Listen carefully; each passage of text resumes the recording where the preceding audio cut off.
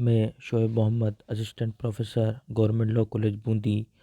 आज हम बात करेंगे the transfer of property act 1882 की धारा 17 के बारे में। धारा जो 17 है वो बात करती है डायरेक्शन फॉर एक्यूमुलेशन, यानी कि संचयन के लिए क्या निर्देश हैं।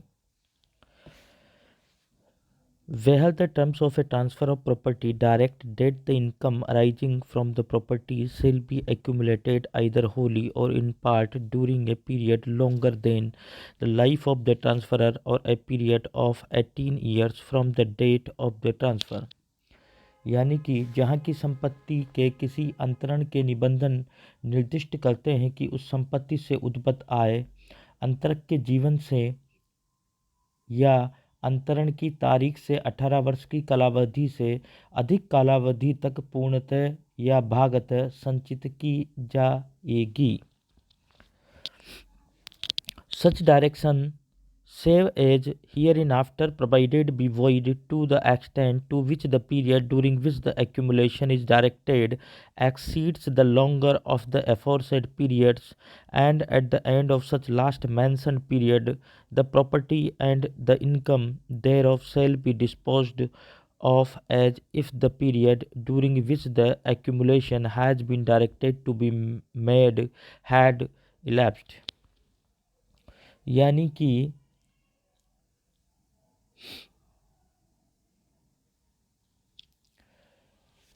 वहाँ एतत् स्मिन् पश्चात यथा उपबंधित के सिवाय ऐसा निर्देश वहाँ तक शून्य होगा जहाँ तक कि वह कालावधि जिसके दौरान में संचय करना निर्दिष्ट है पूर्वोक्त कालावधियों में से दीर्घतर कालावधि से अधिक हो, और ऐसी अंतिम वर्णित कालावधि का अंत होने पर वह संपत्ति और उसकी आय इस प्रकार वर्णित की जाएगी मानो वह कालावधि जिसके दौरान में संचय करना निर्दिष्ट किया गया है बीत गई है। उसके बाद इसकी उपधारा 2 बात करती है, this section shall not affect any direction for accumulation for the purpose of the payment of the डेप्ट of the transferor or any other person taking any interest under the transfer or the provision of portion of children or remoter issue of the transferor or of any other person taking any interest under the transfer or the preservation or maintenance of the property transferred, and such direction may be made accordingly। यह धारा ऐसे किसी निर्देश पर प्रभाव न डालेगी जो अंतरक के ऋणों का या अंतरण के अधीन कोई हित पाने वाले किसी अन्य व्यक्ति के ऋणों का संदाय करने के, अंतरक के या अंतरण के अधीन कोई हित पाने वाले किसी अन्य व्यक्ति के पुत्र पुत्रियों या दूरतर संतति के लिए भागों का उपबंध करने के, अथवा अंतरित संपत्ति के परिरक्षण या अनुरक्षण के प्रयोजन से संचय करने के लिए हो, और ऐसा निर्देश तदनुकूल किया जा सकेगा। तो ये बेसिकली जो उपधारा 2 है वो धारा जो 17 है उसके अपवाद है। अब हम इस धारा 17 को डिटेल में पढ़ेंगे। यानी धारा 17 के जो आवश्यक तत्व हैं वो कौन कौन से हैं। धारा 17 में अंतर्निर्दिष्ट संचयन के सिद्धांत के अनुसार कोई भी व्यक्ति अपनी संपत्ति का अंतरण करते समय अंतरिति को अंतरित संपत्ति की आय को एक निश्चित समय सीमा तक संचयित करने का निर्देश दे सकता है। यानी जब कोई व्यक्ति अपनी संपत्ति को ट्रांसफ़र करता है अंतरिति को, तब उससे ये बोल सकता है कि आप इस संपत्ति से जो आय होगी उसका आप संचय करें, उस आय को आप इकट्ठा करें। यह निर्देश निम्नलिखित सीमा तक वैध माना जाएगा, लेकिन उसकी एक जो सीमा है वो भी निर्धारित कर दी गई है कि जो ट्रांसफरर अपनी प्रॉपर्टी को ट्रांसफरी को अंतरित करता है तो उसको उस जो संपत्ति है उस संपत्ति की जो आय है उसको किस निश्चित सीमा तक संचयित करने का निर्देश दे सकता है। वो एक सीमा है। उस सीमा के 2 महत्वपूर्ण बिंदु हैं। पहला, अंतरक के जीवित रहने तक वो बोल सकता है अंतरिति को कि आपको जो संपत्ति ट्रांसफ़र की जा रही है उस संपत्ति को मेरे जीवन काल तक आपको इकट्ठा करना है, उस संपत्ति से जो भी आपको आय होती है उसको। अंतरण के दिन से 18 साल तक या जिस दिन से अंतरण किया है उस दिन से लेके आने वाले जो 18 साल तक वो उस अवधि तक आप ये जो आपको संपत्ति ट्रांसफ़र की जा रही है इससे जो आय होगी उसका आपको संचय करना है, इकट्ठा करना है। किसके लिए? अंतरक के या अंतरक जो भी जिसके बारे में भी बताता है उसके उपभोग के लिए। जो भी अत्यधिक अवधि हो। अब यहाँ पर जो अत्यधिक अवधि बोल दी गई है कि या तो अंतरक के जीवित रहने तक, यदि अंतरक का जो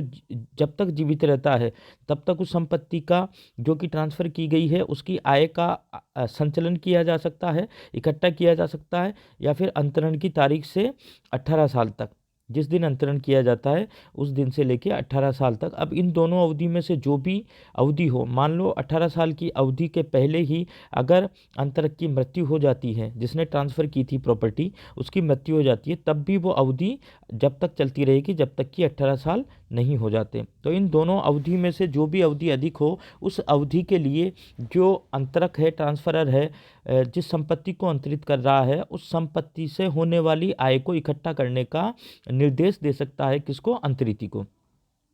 यदि संपत्ति की आय के संचयन का निर्देश उक्त अवधि की सीमा से अधिक हो जाता है तो उक्त सीमा के बाहर की अवधि के संदर्भ में उक्त निर्देश के बारे में यह माना जाएगी कि शेष अवधि के लिए ऐसा निर्देश दिया ही नहीं गया था। अंतरिती शेष अवधि के लिए अंतरित संपत्ति की आय को संचयित करने के लिए बाध्य नहीं होगा। यानी कि अगर अंतरक की मृत्यु हो जाती है अंतरक के जीवित रहने तक और अंतरण के दिन से 18 साल तक, जो भी अधिक हो, अगर 18 साल से अधिक अवधि के लिए संचय के लिए बोला जाता है, 20 साल के लिए, 19 साल के लिए बोला जाता है, तो जो संचयन का जो निर्देश है वो 18 साल तक ही मान्य होगा। 18 साल से ज़्यादा का जो निर्देश है उसके बारे में ऐसा समझा जाएगा कि ऐसा निर्देश दिया ही नहीं गया था और 18 साल तक ही अंतरक जो है, ट्रांसफरर है, उसको अधिकार है कि वो संपत्ति से जो होने वाली आय है उसको संचय करने के लिए अंतरिती को बोल सकता है या अपने जीवन काल के लिए बोल सकता है। उदाहरण के लिए हम इसको उदाहरण से समझ सकते हैं। अ अपनी अचल संपत्ति को सन 1950 में बी के लिए इस निर्देश के साथ अंतरित करता है कि बी इस संपत्ति की आय का संचयन 1990 अर्थात 40 साल तक करेगा। अब 40 साल तक की अवधि जो है वो 18 साल से ज़्यादा है, तो यहाँ पर या तो अगर अंतरक जिसने ट्रांसफ़र किया अगर वो 40 साल तक जीवित रहता है तब तो ये मान्य होगा। अगर वो 40 साल के पहले उसकी मृत्यु हो जाती है अंतरक की यानी अ की, तो और तो 18 साल तक रहेगा। 1950 से 18 साल तक यानी 1950 से 60 68 तक मान्य रहेगा। और 68 के पहले ही अगर 68 के बाद तक जितने दिन तक वो जीवित रहेगा तब तक मान्य होगा और उसकी मृत्यु के बाद में संचय करने का जो निर्देश है वो मान्य नहीं होगा यदि 18 साल भी पूरे हो गए हैं और अंतरक की मृत्यु हो जाती है तो। यानी अपनी अचल संपत्ति को सन 1950 में बी के लिए इस निर्देश के साथ अंतरित करता है कि बी इस संपत्ति की आय का संचयन यानी इसको इकट्ठा 1990 अर्थात 40 साल तक करेगा। यानी 1950 से 1990 तक 40 साल हो गए और ए अपनी प्रॉपर्टी को बी को ट्रांसफ़र इस शर्त के अधीन करता है। अ द्वारा किया गया संचयन का निर्देश 1968 तक मान्य होगा। यानी अ के द्वारा जो निर्देश दिया गया था वो 1968 तक मान्य होगा यदि, क्योंकि 1968 तक 1950 से 18 साल हो जाते हैं, 1950, 60 और 68 यानी 18 साल हो जाते हैं। मान्य होगा यदि अ की मृत्यु 1968 से पहले कभी भी हो जाती है, क्योंकि ऐसी अवस्था में अंतरक का जीवन वो अंतरक के दिन से 18 साल में बाद वाली अवधि मान्य होगी, क्योंकि अंतरक की मृत्यु पहले हो गई, 1968 से पहले हो जाती है और 1950 में ये कहा गया था कि 40 साल तक होगी, तो वैसे तो 18 साल तक 1968 तक मान्य होगा यदि अ की मृत्यु 1968 से पहले हो जाती है। अगर मृत्यु नहीं होती तो 1968 के बाद 18 साल के बाद भी जो संचय करने का जो निर्देश था अंतरिती को वो मान्य होता, क्योंकि इसकी जो कंडीशन थी वो अंतरक के जीवित रहने तक भी है। क्योंकि अंतरक अगर 1968 के बाद तक जीवित रहता तो 1968 से बाद तक जब तक वो जीवित रहता तब तक वो अंतरिती को संचय करने का निर्देश दे सकता था। लेकिन यदि 1968 तक ही मान्य होगा जो संचय करने का निर्देश है यदि अ की मृत्यु 1968 से पहले हो जाती, क्योंकि ऐसी अवस्था में अंतरक का जीवन वह अंतरक के दिन से 18 साल में बाद वाली अवधि मान्य होगी। और बाद वाली अवधि कौन सी है? 18 साल वाली, क्योंकि 1968 के पहले ही अंतरक जो था उसकी मृत्यु यदि हो जाती है तो जैसे ही 18 साल होते हैं तब तक खाली संचय किया जा सकता है, उसके बाद में संचय का जो निर्देश है वो प्रभावी नहीं रहेगा। परंतु यदि अ की मृत्यु 1985 में होती है तो 1950 से जो 40 साल का निर्देश दिया गया था इकट्ठा करने का अंतरिती को, वो 1968 में तो 18 साल हो गए, लेकिन 18 साल के बाद तक भी अगर अंतरक जो ट्रांसफरर है वो जीवित है और अ की मृत्यु 1985 में होती है तो जो संचयन का निर्देश है वो 1985 तक वैध होगा, क्योंकि यहाँ पर 18 साल की उम्र या अंतरक के जीवन काल में। अब 18 साल की उम्र पहले हो गई है, लेकिन अंतरक का जो 18 साल की अवधि पहले हो गई है, और 18 साल की अवधि के बाद में दूसरी कंडीशन थी कि अंतरक के जीवन काल तक। तो अंतरक जो है वो अभी जीवित है, तो जब तक वो जीवित होगा तब तक वो जो अंतरिति को जो संपत्ति अंतरित की गई थी उसमें ये निर्देश दिया गया था कि आप इसकी जो है आय को इकट्ठा करोगे, संचयित करोगे। तो 1985 में अ की मृत्यु होती है, तो यहाँ पर संचयन का निर्देश होगा वो 1985 तक वैध होगा, क्योंकि यहाँ अधिकतम जो सीमा है वो अंतरक का जीवन काल है। शेष अवधि के लिए प्रथम अवस्था में 1968 के बाद तथा दूसरी अवस्था में 1985 के उपरांत संपत्ति की आय का निर्देश शून्य माना जाएगा। जो पहली कंडीशन ये थी कि 1950 में संपत्ति अ ने बी को अंतरित की थी और कहा था कि 40 साल तक आपको इस संपत्ति का जो आय होगी उसका संचयन करना है। तो पहली में तो जो 1950 के बाद 1968 तक की अवधि तक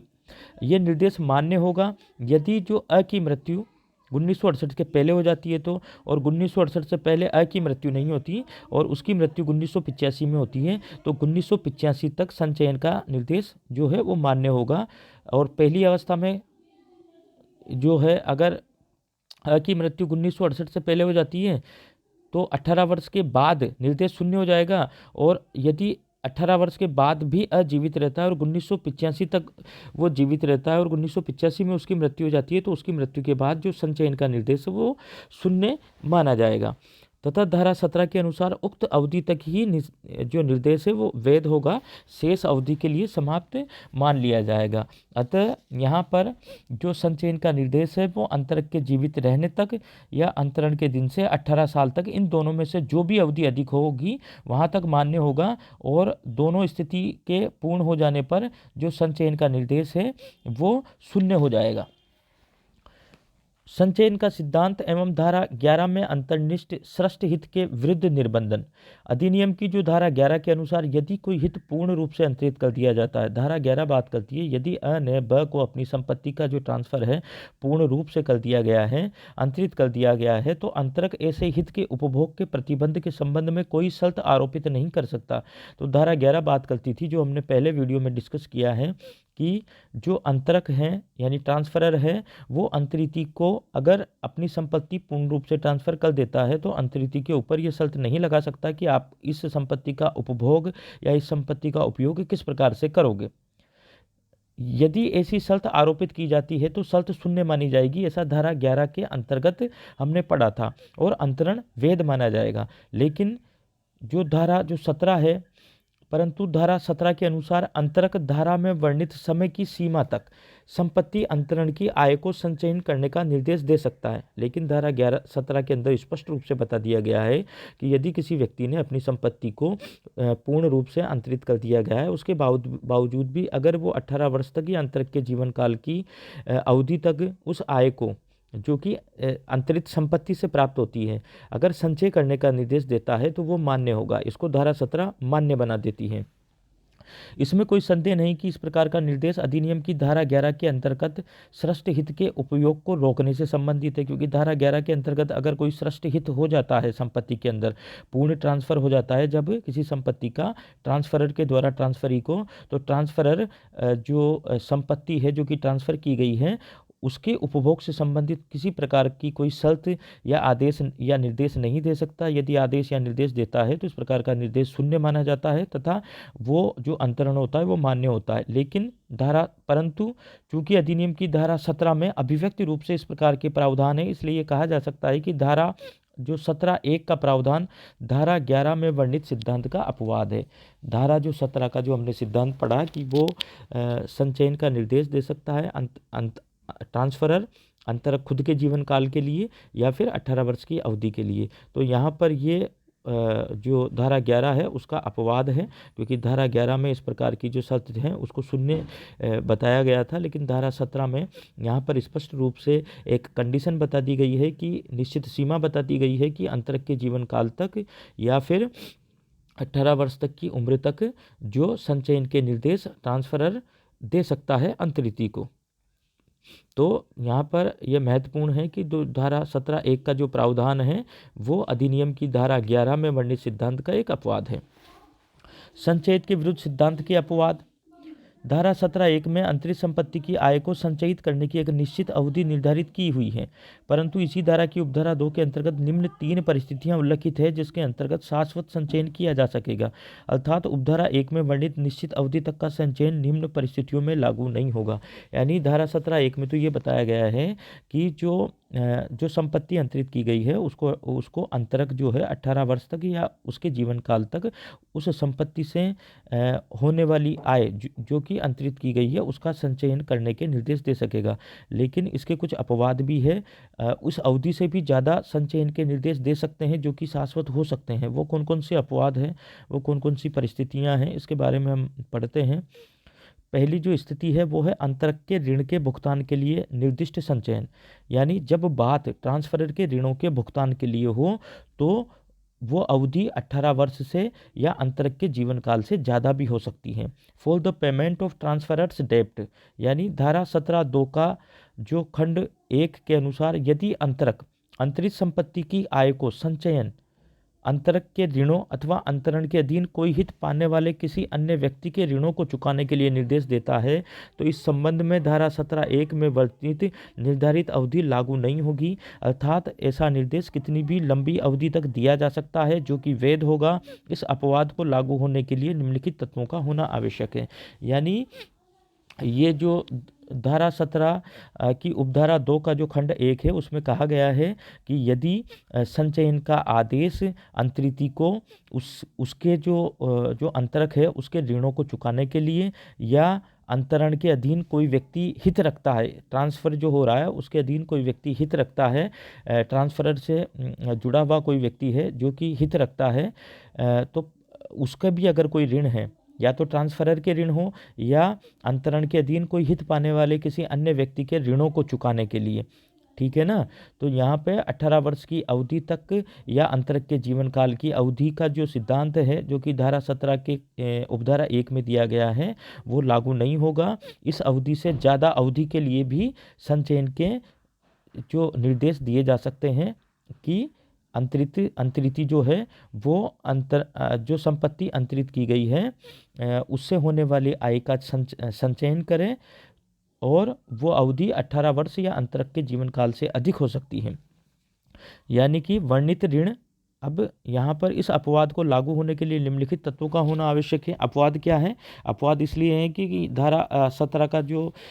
उपधारा 2 है उसमें ये निर्देश है कि संचयन का जो निर्देश है वो अंतरक द्वारा 18 वर्ष या खुद के जीवन काल से अधिक समय के लिए भी दिए जा सकते हैं अंतरिती को, खुद के ऋणों को चुकाने के लिए अंतरक के या फिर अंतरण के अधीन कोई हित पाने वाले अन्य व्यक्ति को चुकाने के संबंध में। तो कौन कौन से आवश्यक तत्व है इस अपवाद को लागू होने के लिए? वर्णित जो ऋण है, यानी ऋण को कैसा होना चाहिए? अंतरणकर्ता अथवा अंतरण में हित रखने वाले किसी व्यक्ति द्वारा देय हो। यानी ऋण किसका हो? ऋण या तो अंतरणकर्ता का खुद का हो या अंतरण में हित रखने वाले किसी व्यक्ति के द्वारा चुकाया जाना हो। वर्णित ऋण संपत्ति के अंतरण से पूर्व अथवा अर्थात संचयन के निर्देश से पूर्व लिया गया हो। यानी जब ये प्रॉपर्टी का ट्रांसफ़र किया जा रहा है या अंतरिती को जब प्रॉपर्टी ट्रांसफ़र की जा रही है उसमें उसको संचयन जो अंतरित संपत्ति है उससे होने वाली आय को संचय करने के निर्देश दिए जा रहे हैं, इकट्ठा करने के निर्देश दिए जा रहे हैं, तो उस निर्देश से पहले का ये ऋण होना चाहिए। यानी ये ऋण इस संचयन के निर्देश से पहले ही अंतरणकर्ता द्वारा या अंतरण में हित रखने वाले व्यक्ति द्वारा लिया गया हो। वर्णित ऋण की अदायगी संचित आय से की जानी चाहिए। यानी जो आय संचित की जाएगी अंतरिती के द्वारा उस आय से जो कि ऋण है वो चुकाया जाना चाहिए। वर्णित ऋण की अदायगी संचित आय से कितने ही लंबे समय तक की जा सकती है। यानी कि वर्णित ऋण जो कि प्रॉपर्टी को ट्रांसफ़र करते समय संचयन के निर्देश दिए गए थे अंतरिती को कि आपकी जो संपत्ति है उससे जो आपको संपत्ति ट्रांसफ़र की जा रही है संपत्ति से जो आय होगी इस आय को आपको संचयन करना है और आपको जो ऋण है जो कि अंतरणकर्ता या अंतरण में हित रखने वाले किसी व्यक्ति के द्वारा देय हैं उनको चुकाना है। तो वो अवधि कितनी भी हो सकती है। यहाँ पर 18 वर्ष तक की सीमा या अंतरणकर्ता के जीवित रहने तक का जो समय है उससे भी अधिक अवधि की वो सीमा हो सकती है। दूसरी स्थिति है अंतरक के बच्चों एवं आगे की संतति के भरण पोषण के लिए संचयन, यानी कि अ, उप- उपरोक्त धारा की उपधारा 2 की जो खंड 2 के अनुसार यदि अंतरिक्ष संपत्ति की आय के संचयन का निर्देश अंतरक अथवा अंतरण के अधीन किसी व्यक्ति के बच्चों अथवा भविष्य में आने वाली संतति को भरण पोषण प्रदान करने के संबंध में हो, तो वहां उपधारा 1 में वर्णित अवधि लागू नहीं होगी, अर्थात ऐसा संचयन शाश्वत समय तक हो सकेगा। यदि अंतरिति को जो संपत्ति अंतरित की गई है उससे होने वाली आय का जो संचयन करने के निर्देश है वो अंतरणकर्ता के बच्चों एवं आगे आने वाली पीढ़ियों के संचयन के लिए दिए गए हैं, यानी उसने निर्देश दिया है अंतरणकर्ता के द्वारा कि आय से संचयन के निर्देश किसी व्यक्ति के या तो अंतरणकर्ता के बच्चों के लिए या किसी व्यक्ति के बच्चों अथवा भविष्य में आने वाली संतति, यानी भविष्य में जो पैदा होने वाली जो उसकी संतानें हैं उनके अगर भरण पोषण के संबंध में इस प्रकार का संचयन का निर्देश दिया गया है, तो वहाँ पर भी जो 18 वर्ष का जो समय है और अंतरणकर्ता के जीवन का जो मैक्सिमम अवधि है वो वाला सिद्धांत लागू नहीं होगा। यहाँ पर ऐसा संचयन शाश्वत समय तक के लिए किया जा सकेगा या उससे भी अधिक समय के लिए किया जा सकेगा। इस अपवाद को गठित करने के लिए निम्न शर्तों की पूर्ति करना आवश्यक है। पहली शर्त है कि अंतरित संपत्ति की आय के संचयन अथवा अंतरणकर्ता अथवा अंतरण में हित रखने वाले किसी व्यक्ति की संतान के लिए भरण पोषण की व्यवस्था करने का उद्देश्य हो, यानी कि उद्देश्य क्या हो, जो आय का संचयन किया जा रहा है, संपत्ति की आय का संचयन किया जा रहा है, उसका उद्देश्य ये होना चाहिए कि अंतरणकर्ता अथवा अंतरण में हित रखने वाले किसी व्यक्ति की संतान के लिए वहाँ पर भरण पोषण का मामला होना चाहिए। अगर ऐसे निर्देश भरण पोषण से संबंधित है, चाहे वो अंतरणकर्ता की बच्चों के लिए हो या अंतरण में हित रखने वाले किसी व्यक्ति की संतान के भरण पोषण के हों, तो वहाँ पर ये उद्देश्य होना चाहिए, तभी संचयन शाश्वत किया जा सकता है और उसकी अवधि 18 वर्ष या अंतरणकर्ता के जीवन काल से अधिक हो सकती है ऐसे संचयन की अवधि। दूसरी शर्त है उपरोक्त वर्णित संतति से दूरस्थ संतति के लिए की गई व्यवस्था भी वैध होगी, यानी कि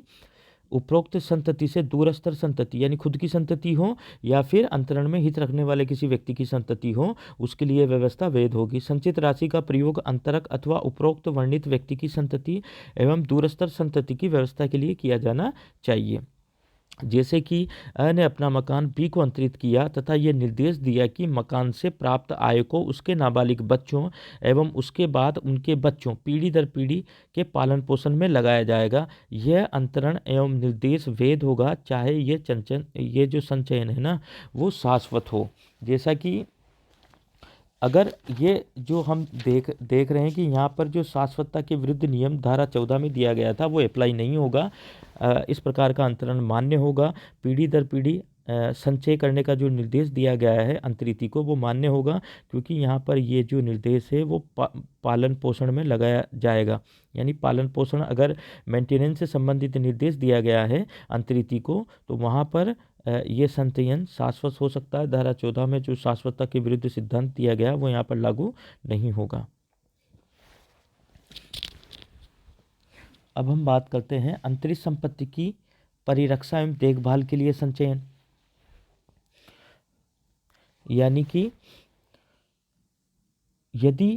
जो संचयन किया जाता है accumulation for the maintenance of the property, यानी जो प्रॉपर्टी ट्रांसफ़र की जा रही है उसकी देखभाल और उसकी परिरक्षा के लिए संचलन किया जाता है, तो वहाँ पर भी जो धारा जो हमने पढ़ी है 17(1) के जो सिद्धांत है 18 वर्ष तक या अंतरणकर्ता के जीवन काल तक संचयन के निर्देश तब तक ही उसी सीमा तक लागू होते हैं, वो वाला सिद्धांत यहाँ पर लागू नहीं होगा। यदि स्थिति यह है कि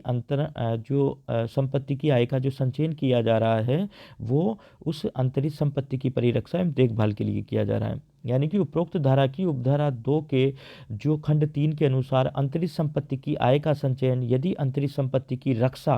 करने के लिए किया जा रहा है या मरम्मत के लिए देखभाल के लिए किया जाता है, तो उपधारा 1 में वर्णित अवधि की सीमा लागू नहीं होगी, अर्थात ऐसे प्रयोजन के लिए किया गया संचयन शाश्वत अवधि तक हो सकेगा। यानी वो कितने भी लंबी अवधि तक के लिए जो अंतरित संपत्ति है उसकी आय का संचयन किया जा सकेगा, यदि वो आय का संचयन संपत्ति की अंतरित संपत्ति की परिरक्षा या देखभाल के लिए या उसकी मरम्मत के लिए किया जा रहा है। इस अपवाद के लिए निम्न शर्तों का पूरा होना आवश्यक है। कौन कौन सी शर्तें हैं? उपरोक्त अपवाद अंतरित संपत्ति के परिरक्षण, मरम्मत व देखभाल के लिए ही लागू होगा, अन्य संपत्तियों के लिए लागू नहीं होगा। यानी अगर इस संचयन का जो निर्देश है वो किसके लिए लागू होगा?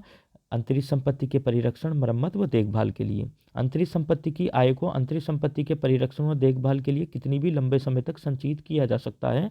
वहाँ पर जो धारा 17 की उपधारा 1 के अंतर्गत जो 18 वर्ष तक की अधिकतम अवधि या अंतरणकर्ता के जीवन काल में इन दोनों में से जो भी अधिक अवधि हो वो वाला सिद्धांत लागू नहीं होगा, अगर वो अवधि कितनी भी अवधि हो सकती है। उदाहरण के लिए अ अपनी संपत्ति का अंतरण बी को इस निर्देश के साथ करता है कि वह इस संपत्ति की आय को संचयित करता जाएगा तथा उसे इसी संपत्ति की देखभाल में खर्च करेगा, तो ऐसा अंतरण एवं संचयन का जो निर्देश है ना वो वैध माना जाएगा। लोक लाभ के लिए शाश्वत संचयन यानी एक्यूमुलेशन फॉर पब्लिक यूटिलिटी, अधिनियम की धारा 18 जो कि हम आगे पढ़ेंगे आगे वीडियो में, धारा 18 के अनुसार धारा 17 की उपधारा 1 में वर्णित अवधि ऐसे संपत्ति अंतरण अथवा संचयन की दशा में लागू नहीं होगी। यानी ऐसा संपत्ति का अंतरण मान्य होगा और यदि ऐसा संचयन की दशा में लागू नहीं होगा, यानी ऐसा संपत्ति का अंतरण और संचयन के निर्देश जो दिए जाएंगे धारा 18 के अंतर्गत किसके लिए? लोक फायदे के लिए।